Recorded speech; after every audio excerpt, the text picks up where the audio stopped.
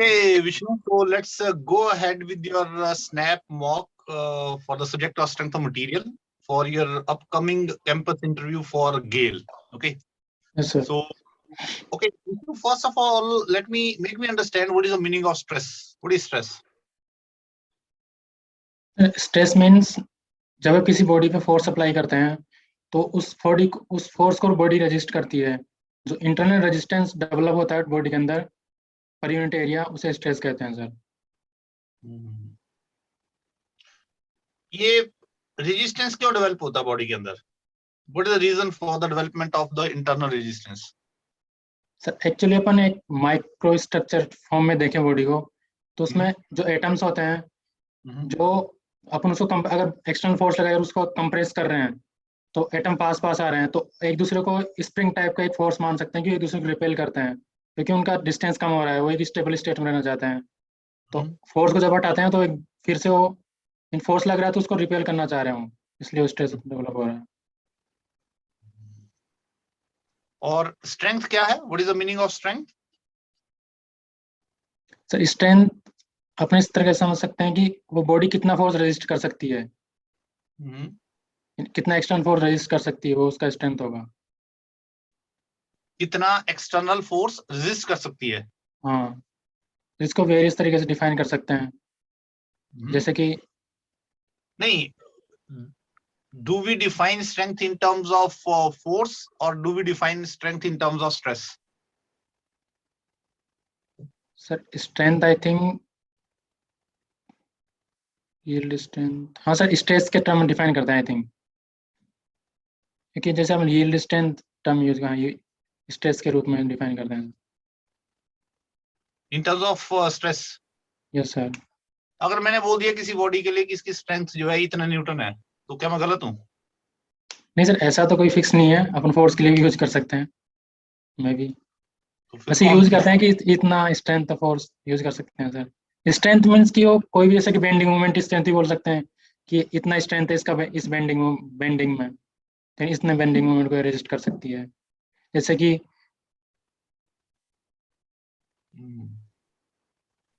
तो रेजिस्टेंस।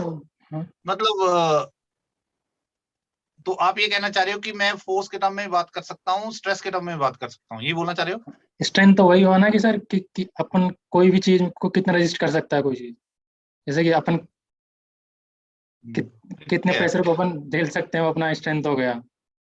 नहीं तो ठीक है, तो मैंने बोल दिया इतना यूज न्यूटन कर सकते हैं सर। मैंने कहा इतना न्यूटन कैरी कर सकते हो, ठीक है, कोई दिक्कत नहीं है। तो उसकी फोर्स उसका स्ट्रेंथ हो गया फोर्स के टर्म में। तो स्ट्रेस के टर्म में डिफाइन करके क्या फायदा? क्यों बिना मतलब के उलझन में पड़ रहे हो कि स्ट्रेस के टर्म में डिफाइन करके?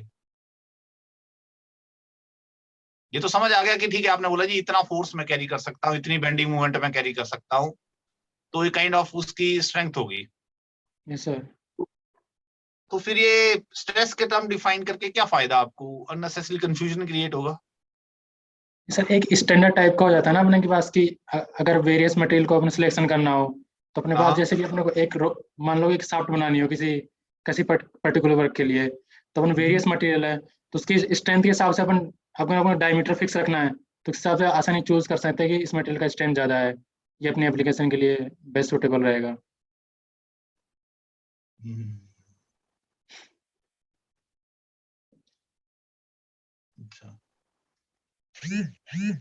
अच्छा, मुझे बता दो, अलग अलग तरह की स्ट्रेसेस बता सकते हो आप, स्ट्रेंथ बता सकते हो? जैसे कि शियर स्ट्रेंथ, जो शियर स्ट्रेस स्ट्रेंथ,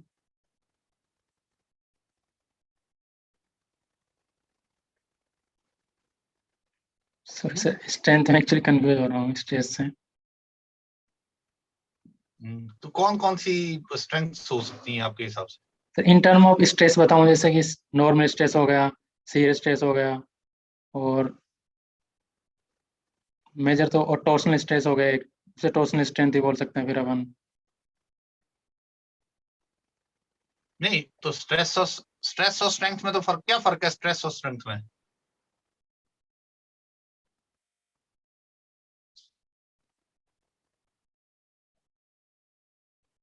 स्ट्रेस और स्ट्रेंथ में क्या डिफरेंस है?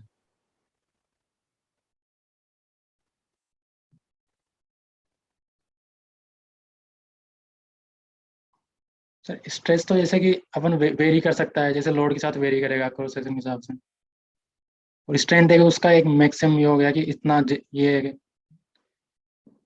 कोई अगर फोर्स लगा तो इतना ये फोर्स रेजिस्ट कर सकता है पर यूनिट एरिया, क्योंकि स्ट्रेस तो चेंज हो रहेगा ना फोर्स के हिसाब से। तो स्ट्रेंथ चेंज नहीं होगी?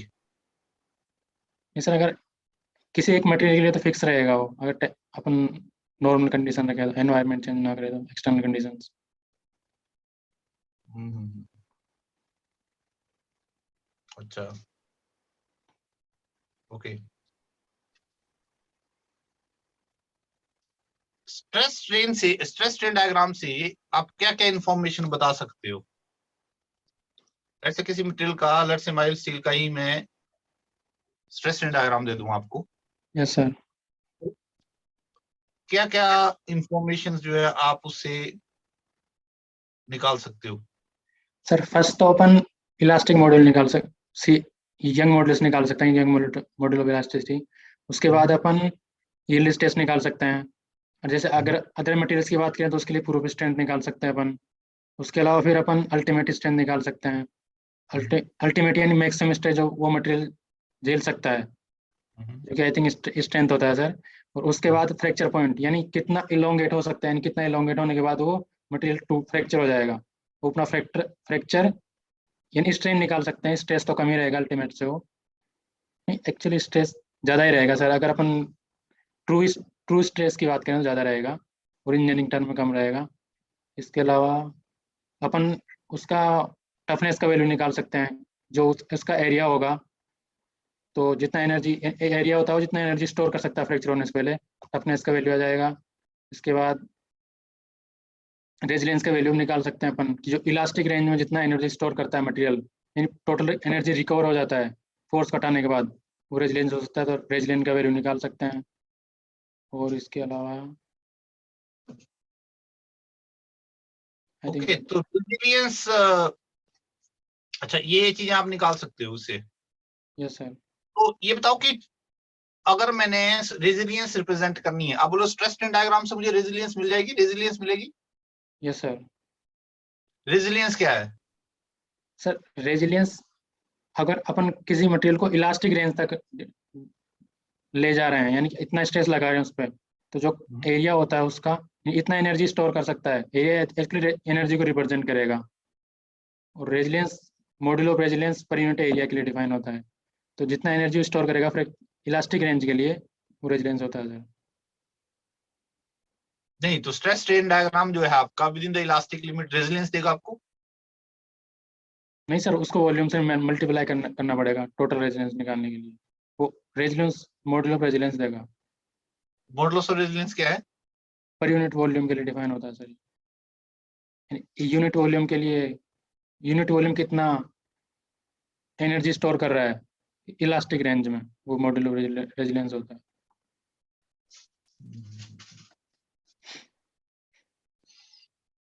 अच्छा, पॉइजन रेशियो आपने नाम सुना होगा, राइट? Yes sir. क्यों डिफाइन करते हैं, क्या फायदा है पॉइजन रेशियो का? सर पॉइजन रेशियो, अगर अपन किसी, जैसे किसी रोड एग्जांपल के तौर पर बताऊं, किसी रोड पे अगर लॉन्गिट्यूडल एक्सेस के अलोंग अपन फोर्स लगा रहे हैं, तो उसका वॉल्यूम तो कांस्टेंट रहेगा मटेरियल का। तो अगर अपन उसको अगर इलोंगेट हो रहा है अपनी लॉन्गिट्यूडल एक्सेस के अलोंग, तो उसके डायमीटर में डिक्रीज होगा, तो कितना डिक्रीज हो रहा है उसमें, इसको अपन पॉइजन रेशियो से डिफाइन करते हैं सर। यानी कि लॉन्गिट्यूडल एक्सेस में जो स्ट्रेन आ रहा है और जो ट्रांसफर एक्सेस पे जो स्ट्रेन आ रहा है उनका रेशियो होता है, ट्रांसफर्स अपॉन लॉन्गिट्यूडनल, ये पॉइजन रेशियो होता है। तो क्या होती है इसकी value, negative positive? Sir positive ही होगी ना, रेशियो है यानी कि, नहीं सर, लॉन्गिट्यूडल में इंक्रीज होगा अपना स्ट्रेन, यानी इलोंगेट हो रहा है, उसमें डिक्रीज हो रहा है, तो del initial final upon initial, final upon initial. वैसे थ्योरेटिकल तो नेगेटिव होना चाहिए, बट अपन इसको पॉजिटिव लेके चलते हैं क्यों? कैलकुलेशन के लिए। अपन एक एक फ्रैक्शन देखना चाह रहे हैं कि इसके रेस्पेक्ट में कितना डिक्रीज हो रहा है, अपने को उससे मतलब है, तो नेगेटिव से कोई यहाँ मीनिंग नहीं है। अच्छा, वैसे तो आपका इंक्रीज भी हो सकता है कुछ मटेरियल, आई थिंक, जैसे कि मेरे नॉलेज में। कौन सा जैसे यूजली नहीं सर, वॉल्यूम तो डिक्रीज होगा ना, तो नेगेटिव रहेगा सर ये। क्या बोलो? वॉल्यूम, फाइनली मुझे बताओ कि म्यू जो है पॉजिटिव होता है अगर सर आपका। वॉल्यूम, मटेरियल का वॉल्यूम कांस्टेंट रह रहा है तो डिक्रीज या नेगेटिव में रहेगा, और अगर वॉल्यूम इंक्रीज हो सकता है मे बी सम मटेरियल, तो मे पॉजिटिव हो सकता है सर। तो वैसे नॉर्मली नेगेटिव वैल्यू होती है, ये हाँ, बोलना चाह रहे हो? पर जरूरत पड़ी तो पॉजिटिव भी कर सकते हो आप, नहीं है? नहीं सर, नेगेटिव होता है। पर सर जैसा कि मैंने क्वेश्चन न्यूमेरिकल वैल्यूज देखी है, पॉजिटिव यूज करते हैं इसको। कितनी न्यूमेरिकल वैल्यू देखी है आपने रफली, क्या होती है? सर यूजुअली ये 0.3 यूज करते हैं, यानी लेस देन 0.45 होता है, इससे ज़्यादा नहीं होता। यूजुअली 0.3 के आसपास यूज करते हैं जो मेटल्स पॉइंट के लिए। पास 0.5 का मतलब क्या है? 0.5 क्या बता रहा है आपको? 0.5 पॉइजन रेशियो है तो सर 0.5,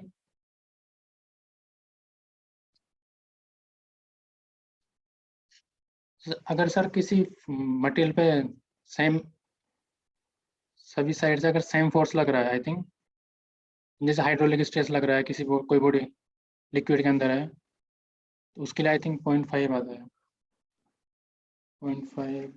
कोई एग्जांपल दे सकते हो आप? जिसकी वैल्यू, ऐसा मटेरियल जिसकी वैल्यू पॉइजन रेशियो की वैल्यू जो है it's coming close to 0.5। Sir एक मिनट, अगर वॉल्यूम,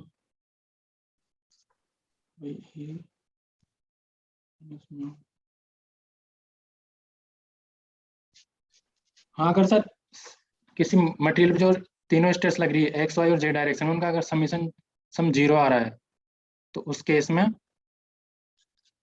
हाँ इसका वैल्यू 0 होगा, वो 0.5 होगा। नहीं नहीं, ठीक है, वो मैथमेटिकली ठीक है। जैसे सर बोला ना कि मेरा कोई बॉडी किसी लिक्विड के अंदर है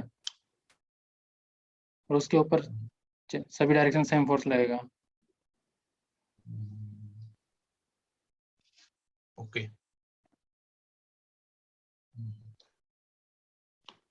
अच्छा, लेट्स से मैंने किया इसको, ओके, गेल में, क्योंकि आपका इंटरव्यू है, सो डू यू नो गेल में कुछ एक प्रेशर वेसल्स का यूज करते होंगे वो? यस सर, कौन से? एलएनजी को ट्रांसपोर्ट करने के लिए, और पाइपलाइन का भी करते हैं। पाइपलाइन तो वैसे, एलएनजी को ट्रांसपोर्ट करते हैं, और पाइपलाइन पाइपलाइन किस का, तरह को कैसे ट्रांसपोर्ट करते हैं वो? क्या सर, सॉरी सर। एलएनजी को कैसे ट्रांसपोर्ट करते हैं? सर एलएनजी को यूजली स्फेरिकल वेसल्स में यूज करते हैं, क्योंकि उनका area area area upon volume का रेशियो सबसे कम होता है ज्योमेट्रिकली। स्फेरिकल वेसल्स में कहाँ देखा आपने? मैंने तो आज तक देखे ही नहीं कोई टैंकर जिसमें कि स्फेरिकल वेसल का यूज कर रहे हो, देखा आपने? हाँ सर, शिप्स में यूजली स्फेरिकल वेसल यूज करते हैं, जो एलएन लिक्विड नेचुरल गैस होता है। गैस अथॉरिटी ऑफ इंडिया कहाँ से लाती है ये नेचुरल गैस? सर अगर इंपोर्ट करती है ना अदर कंट्रीज से, तो वहां से स्फेरिकल वेसल में उसको नेचुरल गैस को लिक्विड फॉर्म में कन्वर्ट करके लाते हैं। नहीं, गेल करती है इनको? यस सर, गेल इंपोर्ट करता है अराउंड 50% गैस। और अगर मान लिया उसने डोमेस्टिकली सप्लाई करना है उसको, तो कैसे करेगी? वो सर पाइपलाइन से होता है। पूरा पूरा पाइपलाइन से होता है? सर मेनली पाइपलाइन से होता है। मेनली के अलावा अगर कुछ और होता होगा तो वो बाकी कहाँ गया? वैसे कंप्रेस करके भी अपन कर सकते हैं सिलेंडर्स में। लेट्स से आपका छोटा टाउन है, एलएनजी आप वहां पर भेज रहे हो, कैसे भेजोगे? सर एलएनजी थोड़ी नहीं जाएगा, एलएनजी तो लिक्विड फॉर्म में रह गया ना, तो फिर तो हाँ पर टैंक्स में ही लेके जाएंगे, वैसे जो सिलेंड्रिकल टैंक्स हैं उनमें ले जाएंगे, जैसे अगर सपने को ग्राउंड पे अगर ट्रांसपोर्ट करना हो तो। मतलब वहां से आपने स्फेरिकल में मंगवाया, यहाँ पर सिलिंड्रिकल से भेज रहे हो? सर यूजली जैसे मुझे पता है कि लिक्विड फॉर्म में नाइट्रोजन, वो नेचुरल गैस आता है इंडिया में, उसको पोर्ट पे ही गैस में कन्वर्ट कर लेते हैं। Liquid form I think transport नहीं होता लैंड पे इंडिया में, आई थिंक जितना मुझे पता है। नहीं तो क्या मतलब गैस में करोगे आप?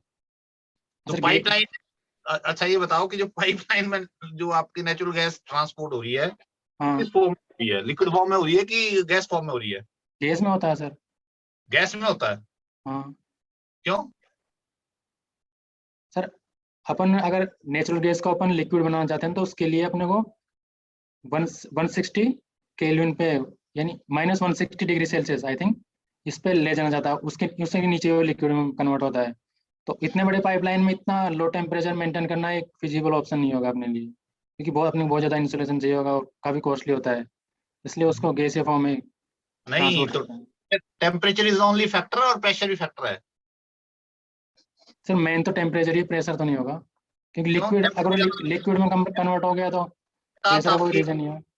नहीं प्रेशर के साथ आपके वेरिएशन नहीं होती, जो आपका जो लिक्विड टू जो वेपर फेज में चेंज होने का टेम्परेचर है उसमें चेंज नहीं हाँ आएगी। सर, LNG को कन्वर्ट करने के लिए बहुत हाई प्रेशर चाहिए, तो उस तो इतना।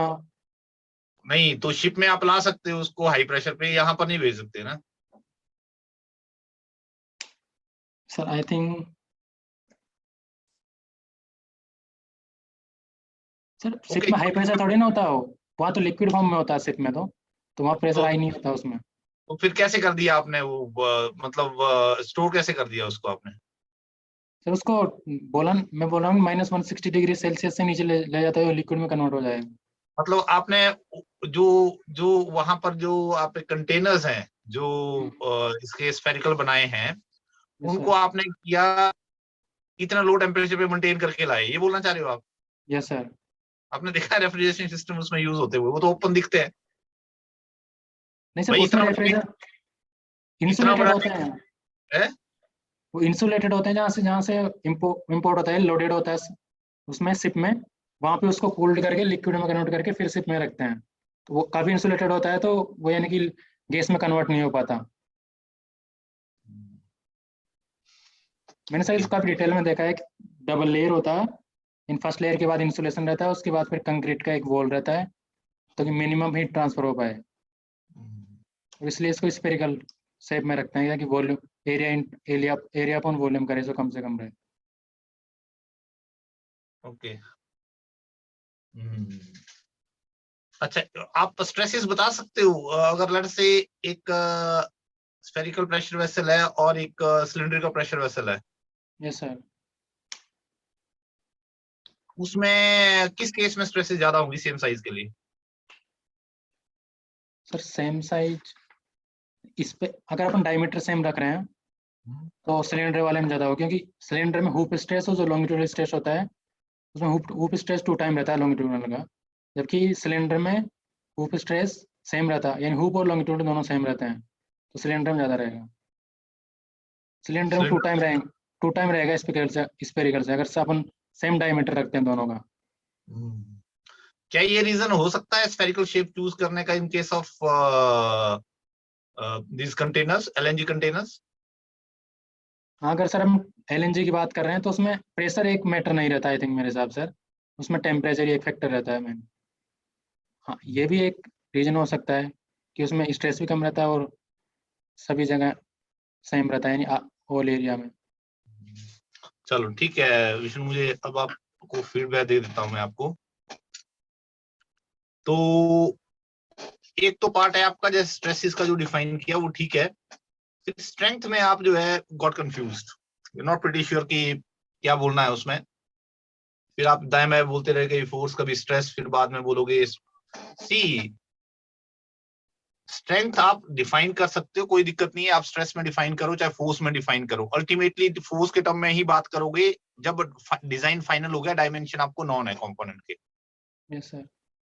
एक मटेरियल की, किसी पर्टिकुलर मटेरियल के लिए it is convenient for us to define in terms of stress.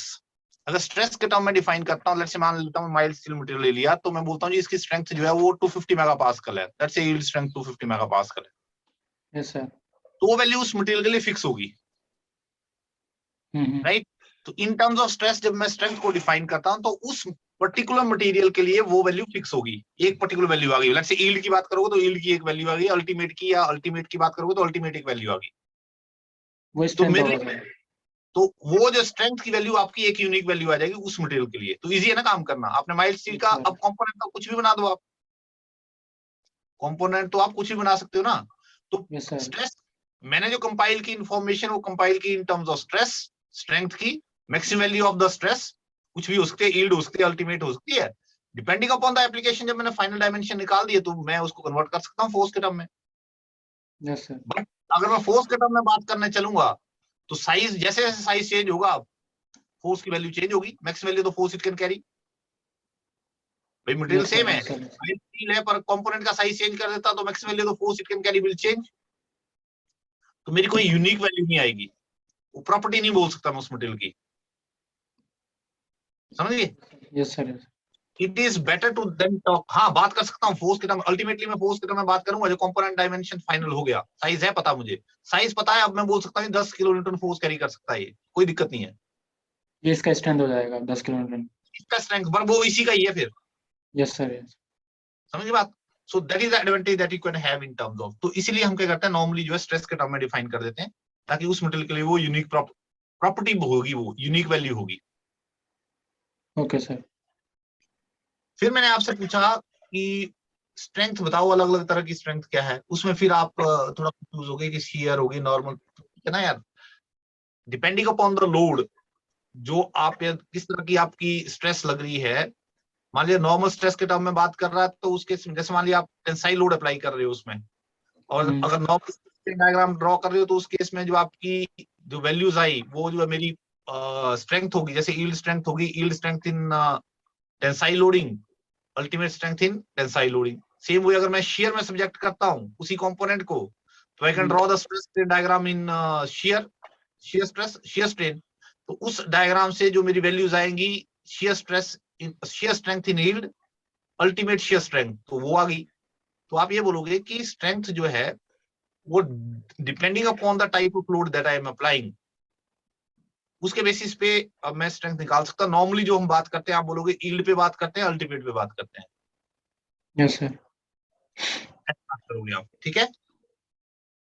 तो type of strength depends upon the type of load. अगर शियर है तो मैं बोलूंगा shear yield strength, shear ultimate strength.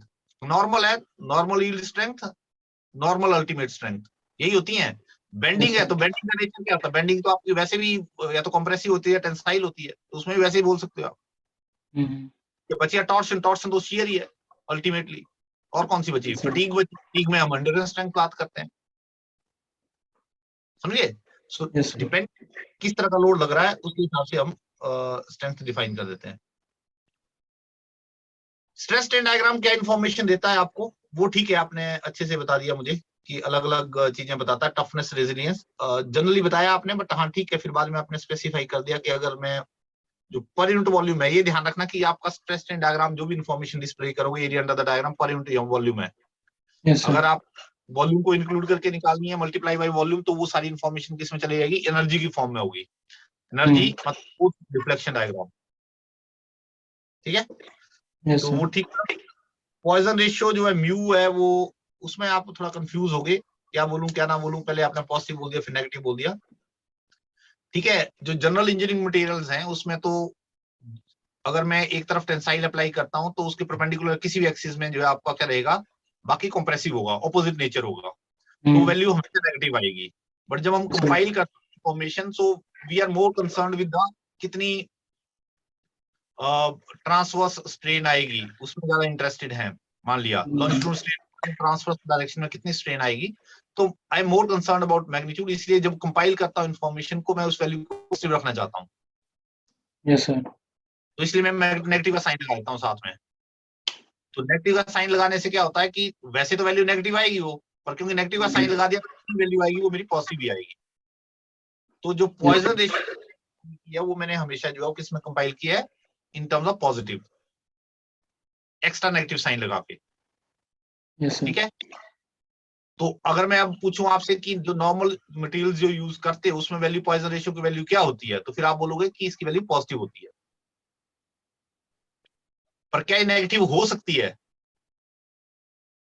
कुछ एक मटेरियल्स में it may be possible, but those materials may not be regular materials that we are using. क्या वो उन मटेरियल में मैंने जो है एक तरफ जो टेंसाइल अप्लाई की, इस तरफ से अगर इलोंगेशन हुई तो बाकी डायरेक्शन में उसकी क्या होगी, इलोंगेशन हुई। भी अगर इसको पॉजिटिव मान रहा हूँ इलोंगेशन को, तो दूसरी डायरेक्शन भी आपकी क्या होगी, पॉजिटिव हुई। और क्योंकि मैंने नेगेटिव साइन लगाया तो टोटल वैल्यू क्या हो जाएगी, नेगेटिव। बट उसका मतलब ये हुआ नेगेटिव नेगेटिव पॉजिटिव का मतलब क्या हुआ कि मैंने जो है वो एक डायरेक्शन में अगर टेंसाइल अप्लाई किया तो दूसरी डायरेक्शन में भी टेंसाइल होगी, मतलब Yes. एक्सपेंशन होगी। एक डायरेक्शन में कंप्रेसिव अप्लाई किया तो दूसरी डायरेक्शन में कंप्रेसिव हुई, that is the meaning of it. हाँ, हो सकता है कुछ हम बोलते हैं जैसे ऑक्जेटिक मटेरियल्स बोलते हैं हम उनको, बट सिंपली आप बोल सकते हो कि कुछ एक सेल्स होते हैं, नॉट बॉडी सेल्स, कुछ एक सेल्स की प्रॉपर्टीज होती हैं। आई डोंट नो, बोलने को आप ये भी बोल सकते हो, I am not pretty sure exactly कौन सी एप्लीकेशन है, but I know what I have heard is that कुछ एक सेल्स हैं जो इस तरीके से बिहेव करते हैं कि अगर उन्होंने एक डायरेक्शन में अगर मान लिया टेंसाइल अप्लाई किया तो दूसरे डायरेक्शन में वो एक्सपैंड होंगे। Okay, sir. If you talk about material then it is going to be Positive. ठीक है, ऐसे ही आपने बताना है। तो इसमें बिल्कुल कॉन्फिडेंस नहीं था वो, ठीक है आप डेफिनेशन के हिसाब से चल रहे थे बट उसमें कंफ्यूज हो गए। देन पॉइजन रेशियो ठीक है, मैथमेटिकली ठीक बोल रहे हैं, जिसमें 0.5 के आसपास कौन सा मटेरियल हो सकता है, डोंट नो आपने एग्जांपल कोट किया कि नहीं। जैसे नॉर्मली हम बोलते हैं रबर जो है ना, rubber can display that behaviour, मतलब एक डायरेक्शन में अगर मैं बोल दूं कि वैल्यू इसकी 2 है किसी स्ट्रेन की, फ्रैक्शन में होगी, मैं जस्ट एक्सप्लेन करने के लिए, तो उसके परपेंडिकुलर डायरेक्शन में 1 ऑलमोस्ट हाफ होगी। तो मतलब ऐसे मटेरियल जो एक डायरेक्शन में उसको खींचता हूँ बाई अमाउंट 2, तो दूसरी डायरेक्शन में बाई अमाउंट उसका लगभग हाफ से जो है वो क्या होता है, डिक्रीज होता है डायमेंशन। Yes, समझे, sir. एक डायरेक्शन में 4 किया तो दूसरी डायरेक्शन में 2 की वैल्यू आएगी। समझे, मान लिया स्ट्रेच किया बाई 4, कंप्रेशन हुई परपेंडिकुलर डायरेक्शन बाई 2, उसका हाफ, राइट। Okay, sir. सो ऐसे मटेरियल्स जो आपको बहुत कम मटेरियल मिलेंगे जिसमें कि इतनी लिटरल स्ट्रेन आपको मिल जाए। तो rubber normally come close to it आ जाती है, उसकी वैल्यू को 0.45 के आसपास पहुंच जाती है या समथिंग दैट वे। तो हम एक रेंज पे एक एंड पे जो है रबर ले लेते हैं जो कि रफली अबाउट 0.5 है। फिर प्रेशर वेसल के ऊपर चला गया मैं, क्योंकि गेल जो है वो रिलेटेड है, डेफिनेटली वो क्वेश्चन फ्रेम करेगा उस डायरेक्शन में। बट इसको देखो थोड़ा सा इन्वेस्टिगेट कर लो कि whether they maintain the temperature, मुझे उसमें Yes, डाउट है। sir. नहीं सर, मैंने काफी स्टडी किया है इसके बारे में, ये कंफर्म में बोला था वो। हाँ ठीक है, तो टेम्परेचर मेंटेन करना, क्योंकि टेम्परेचर मेंटेन करना आपके लिए जो है वो काइंड ऑफ ए कॉस्ट है। यस सर, कॉस्ट है। ठीक है, सर एडिशनल इसका कॉस्ट है आप। वॉल्यूम है ना 1/600 हो जाता है लिक्विड में कन्वर्ट करने पर, जो नेचुरल गैस होता है इस फैक्टर से वो इसको लिक्विड फॉर्म में लेके आते हैं। ठीक है, तो वो देख लो आप कि, क्योंकि एक एडवांटेज जो स्फेरिकल प्रेशर वेसल की है, जो लास्ट में मैंने क्वेश्चन फ्रेम किया था, वो ये होती है आपकी कि ओवरऑल जो स्ट्रेस वैल्यू इंड्यूस हो रही है ना वो कम है। तो मेरे लिए इजी है उसको जो है स्फेरिकल शेप में, अगर प्रेशर ज्यादा, मतलब इसका मतलब अल्टीमेटली ऐसे हुआ कि मैं सेम डायमेंशन में जो है वो ज्यादा प्रेशर मेंटेन कर सकता हूँ, राइट। तो एलएनजी के लिए तो क्या है कि स्पेसिफिकली मैंने जो है ट्रांसपोर्ट करना, तो बाहर से एक्सपोर्ट इसको इंपोर्ट कर रहा हूं, तो I want a larger volume to be carried in the smaller space.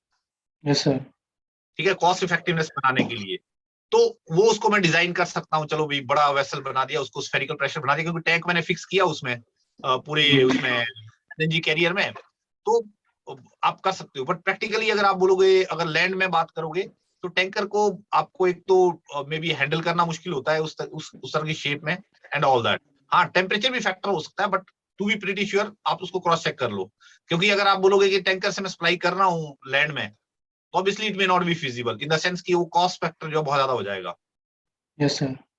हाँ, और जो पाइपलाइन के थ्रू जो आप प्रेशर वो आप उसको पंप करते हो, पंप इन एट प्रेशर पे करते हो, हाई प्रेशर पे करते हो, कि ऑब्वियसली सॉरी मेरा क्वेश्चन था गैसेस फॉर्म में करते हो कि लिक्विड फॉर्म में करते हो। तो जस्ट इसको इंफॉर्मेशन को, ठीक है, मुझे ये कंफर्म मैंने स्टडी किया है गेल का, गैस फॉर्म में अगर रहता है। ठीक है, अगर if you are sure enough, ठीक है, कि आपको लगता है आपने उसको गए हो, gone through that literature and all that, तो ठीक है, फिर आप उस लाइन पे बोल सकते हो। Yes sir. तो दोनों चीजें देख लेनी है इसका, एक इम्पैक्ट जो है आपका प्रेशर के टर्म में, क्योंकि ऑब्वियसली एडवांटेज मिलेगी मुझे इसको, एंड दूसरा जो है वो आपका in terms of temperature also, how you are able to maintain and all that, right. तो ठीक है, तो मतलब ओवरऑल ठीक है, बट बीच में जो बेसिक्स पे आप ना गड़बड़ कर रहे हो थोड़ी सी, तो उसको कर लो, रिवाइज कर लेना उसको, मतलब अभी क्योंकि गेट की भी तैयारी कर रहे हो, तो कंटिन्यू विद दैट, या एक आधा मौका और लगाना होगा आपने, लगा देना। कब है अभी आपका ये? सर वैसे कंफर्म नहीं है, पर मे भी आने वाले 5-7 दिन में कभी भी हो सकता है। ठीक है, तो बीच में एक आधा मॉक और लगा लेना। बाकी जो सर, रेगुलर तैयारी, अगर आप गेट की तैयारी कर रहे हो तो मतलब गेट की तैयारी हैम्पर ना हो, तो यस सर। बीच में टाइम मिल जाए तो मॉक पड़े हुए हैं उसमें, तो वो सुन लेना। Okay sir. ठीक है, सर सोम का मॉक स्नैप लगाऊं कोई और भी? लगा लो, एक आधा लगा लो। ओके सर, 5-7 अभी दिन बाद में, इन जैसे 3-4 दिन बाद में। डेट आ जाती है आपकी, तो उससे पहले लगा लो एक आधा। Okay sir. ठीक है, हाँ तो ऐसे है। ठीक है, तो विष्णु, ठीक है, तो ये थोड़ी सी आपको मैंने फीडबैक दे दी, कहाँ कहाँ गलतियां कर रहे हो, बेसिक में थोड़ी थोड़ी आप एक्सप्लेनेशन में वो कर रहे हो, तो वो थोड़ा सा इंप्रूव करना है। ठीक है, ओके, हाँ, थैंक यू सर। कोई क्वेश्चन तो नहीं है? सर अभी तो कोई खास क्वेश्चन नहीं है। कोई नहीं, go ahead with your preparation. ठीक है, ओके। Okay bye.